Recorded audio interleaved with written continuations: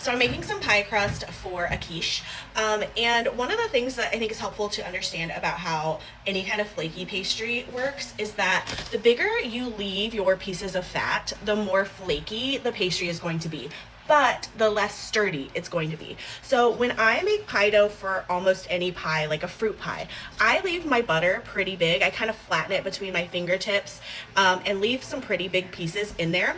But when I'm making it for a quiche, I do like to come in and kind of break my butter up a little bit more because a quiche has such a heavy filling to it that it really needs like a little bit more sturdiness to kind of hold the bottom so that the bottom isn't soggy and that the bottom has that stability because that filling is so heavy. So after I flatten all my butter pieces, I'm gonna come in here and just kind of break them up a little bit more.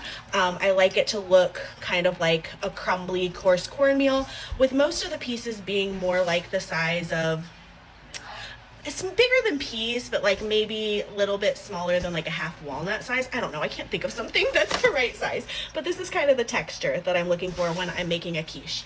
The other thing that's really important when you're making a pie dough is that as soon as water is added into the equation, gluten is going to start forming, and we need some gluten for structure, but we don't want too much formation of that gluten because it is going to create a chewy texture. So I like to add my water and then just toss everything. I'm kind of going in from the bottom and bringing everything up. I'm not going to mush anything together. I'm not going to stir. I'm not going to like really try to make a super cohesive dough.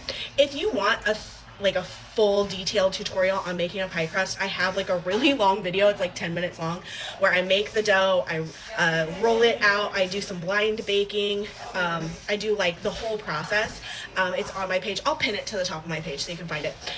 But just be super gentle as you're working. You don't want to work the dough too much as you are combining the water in.